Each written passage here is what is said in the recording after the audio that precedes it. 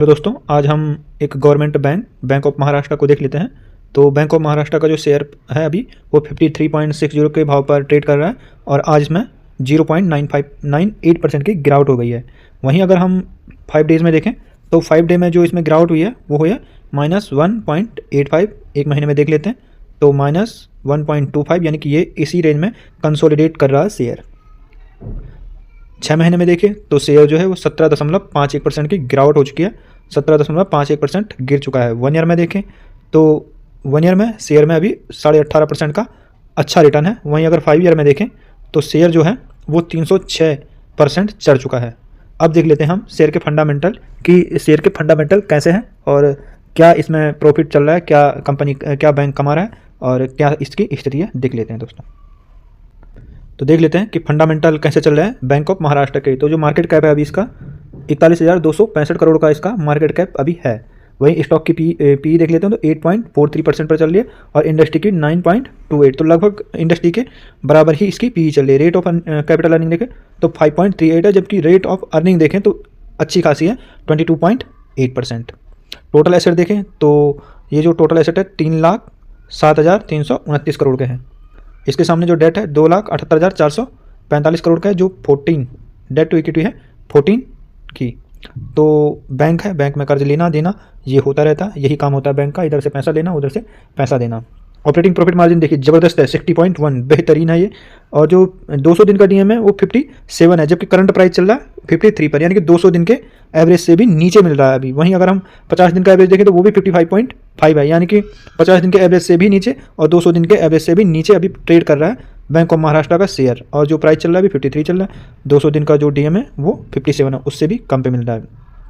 वहीं हम शेयर का ग्राम नंबर देख लेते हैं, जब वैल्यू की बात हो रही है तो ग्राम नंबर जो आ रहा है 66.1 आ रहा है, यानी कि ग्राहम साहब जो कह रहे हैं उनके हिसाब से, उनके फॉर्मूले के हिसाब से इसका जो प्राइस होना चाहिए शेयर का वो 66.1 होना चाहिए। तो यहाँ से भी अभी लगभग 13 रुपये का गेन मिल सकता है, 13 रुपये का गेन मिल सकता है according to the Graham number. वहीं इंटेंसिक वैल्यू देखें तो 53.1 अपने इंटेंसिक वैल्यू पर ही चल रहा है अभी शेयर। फेस वैल्यू देखें तो 10 की है, यानी कि अगर शेयर को स्प्लिट करना होगा तो जिसके पास एक शेयर है उसको 10 शेयर भी मिल सकते हैं। अगर ये 10 भागों में इसको बांटना चाहें तो फेस वैल्यू का मतलब है कि उसे कितने भागों में बांट सकते हैं। तो अगर 10 है तो इसका मतलब कि इसके अधिकतम 10 भागों में बांटा जा सकता है शेयर को। अभी डिविडेंड दे रहा, अच्छा खासा डिविडेंड दे रहा है 2.61 का, 2.61%, तो अच्छा खासा डिविडेंड है।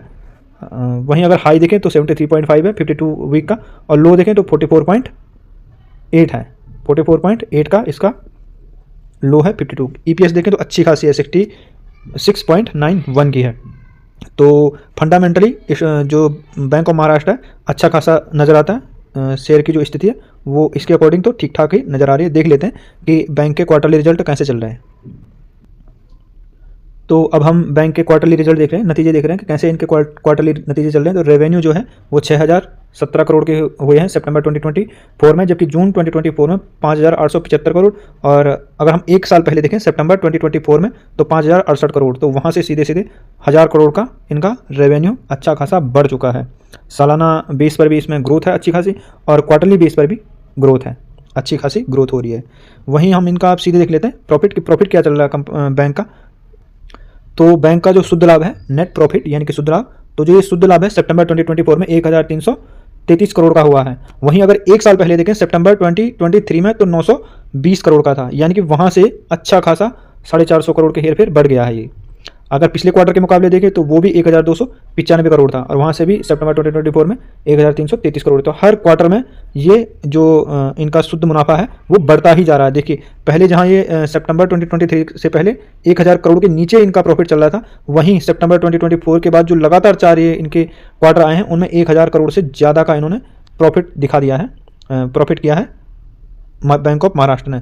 ईपीएस देखें तो ईपीएस में भी अच्छा खासा गेन है, जहाँ पहले 1.30 एक साल पहले सितंबर 2023 में 1.30 पर शेयर पर कमा रहे थे, अब ये जो एक शेयर पर कमा रहे हैं 1.88 पर शेयर कमा रहे हैं, 1.88 रुपया पर शेयर, यानी कि लगभग 2 रुपये के बराबर हो गया है ये।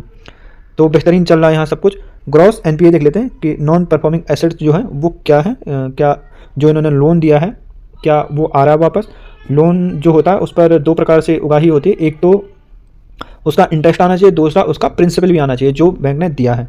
तो जब ये देने लगते हैं जिन्होंने उधारी ली है, चाहे वो इंटरेस्ट दे चाहे वो पूरा अमाउंट दे, जो भी दे, तो उसका वापस आना नॉट परफॉर्मिंग एसेट, तो वो इनके कम हो गए हैं, 1.84% हो गया, जो पहले 1.85 था और पहले बहुत ज़्यादा चल रहा था। आप देखिए पहले लोग इनको जो पैसा ले रहे थे वो वापस दे ही नहीं रहे थे, लेकिन अब ये वापस दे रहे हैं। पहले 2.47, फिर 2.28 और ये देखिए सितंबर 2023 के क्वार्टर में 2.19% था और वहाँ से अब ये घट करके हो गया 1.84% आ गया। तो काफ़ी कमी हुई है, लोग अब इनका पैसा वापस देने लग गए हैं बैंक का।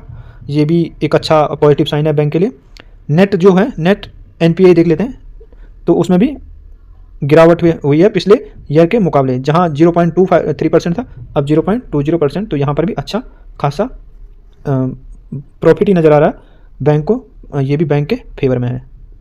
देखते हैं इनके बैलेंस शीट को। बैलेंस शीट पर नज़र डाल लेते हैं हल्की सी।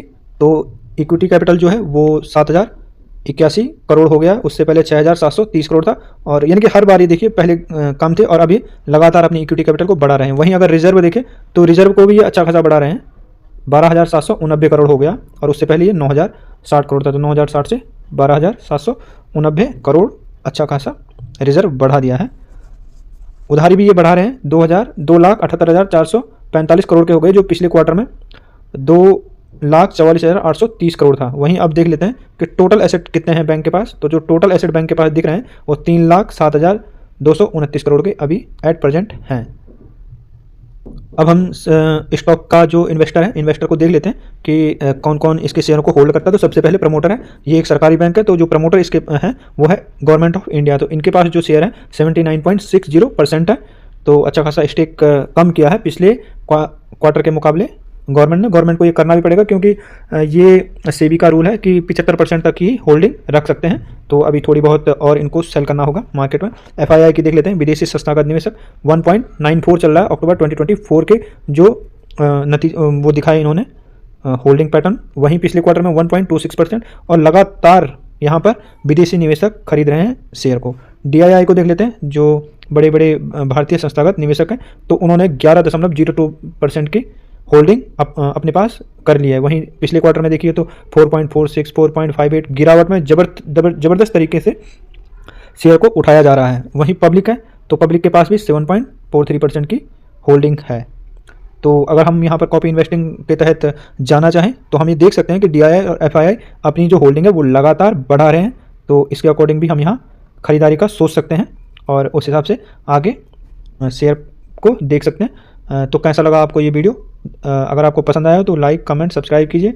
हमारी किसी भी शेयर में खरीद फरोख्त की कोई राय नहीं है, आप स्वयं अपना विश्लेषण करें और तदुपरांत ही इसकी खरीद की या बेचने की जो भी निर्णय आपको लेना हो वो कर सकते हैं। धन्यवाद।